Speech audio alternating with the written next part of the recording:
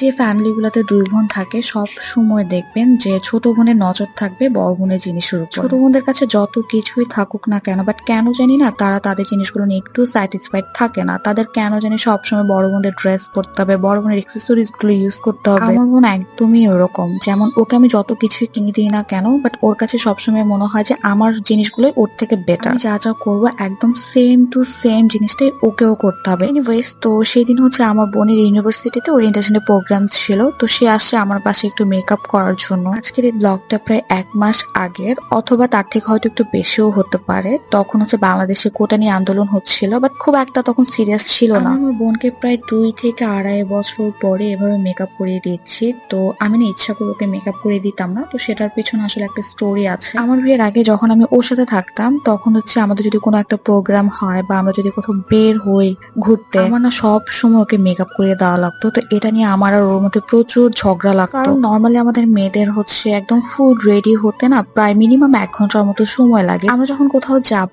তো আমার সব সময় 2 ঘন্টা বা 3 ঘন্টার মতো ফিক্সড থাকতো শুধু রেডি হওয়ার পিছনে। কারণ আমার বোনকে আমার 1 ঘন্টা ধরে মেকআপ করিয়ে দেওয়া লাগতো বা ওকে রেডি করে দেওয়া লাগতো, দেন আমি আমার জন্য 1 ঘন্টা সময় পেতাম। তো সবসময় আমি এটাকে খুব প্রেশার হিসেবে নিতাম, কারণ তখন না ও একদমই মেকআপ করতে পারতো না। ও মানে সামান্য লিপস্টিক পর্যন্ত লাগাতে পারতো না। তখন এটা নিয়ে আমি সবসময় ওকে কথা শোনাতাম যে দুনিয়ার সব মেয়েরাই সাজতে পারে, একমাত্র তুই ছাড়া। আর যেদিনে আমরা কোথাও বের হব, এই যখনই মেকআপ করতে বসবো, তখন না আমাদের দুজনের মধ্যে এইসব কথা নিয়ে না এক দফা ঝগড়া হয়েই যাবে। আমার আম্মু সবসময় আমাদেরকে পাহারা দিয়ে রাখতো, না জানি আমরা এই মেকআপ করতে করতে আবার ঝগড়া লেগে যায়। আমাদের এই ঝগড়াটা না একদম মারামারির পর্যায়ে চলে যেত তখন। বাট মারামারি করার পরে কিন্তু ঠিকই আবার ওকে সাজিয়ে দিতাম। আসলে দুই বোন থাকলে এরকমই হয়, মারামারি কিলাকিলি সবই হবে, বাট পরে কিন্তু আবার ঠিক হয়ে যায়। একটা সময় না ওকে সাজাতে সাজাতে আমার নিজেরও খুব বিরক্ত লাগতো। মানে ওকে আমি 1 ঘন্টা ধরে সাজানোর পরে আমি যে নিজে আবার 1 ঘন্টা ধরে সাজবো, ওই এনার্জিটা পেতাম না। পরে আমি ওকে বলতাম যে এখন থেকে তুই নিজে নিজে ট্রাই কর, আমি আর তোকে সাজাই দিতে পারবো না, কারণ তোর জন্য আমিই সাজতে পারি না। তারপর আমি না ওকে আর রাগ করে কোথাও যাওয়ার সময় সাজিয়ে দিতাম না, রেডি করে দিতাম না। বাট খারাপ লাগতো, কিন্তু আমি চাচ্ছিলাম যে ও যাতে নিজে থেকে এগুলো শিখে। আমি যদি ওকে সবসময় রেডি করে দিই, তাহলে না ও আমার উপর ডিপেন্ডেন্ট হয়ে যাবে, নিজে কিছু শিখতে পারবে না। যখন থেকে আমি আর ওকে রেডি করে দিতাম না, ও আস্তে আস্তে নিজে নিজে একটু একটু করে এটা সেটা লাগানোর ট্রাই করতো। আমি একটু একটু বলে দিতাম যে কিভাবে কি করতে হবে না করতে হবে। এখন আলহামদুলিল্লাহ মোটামুটি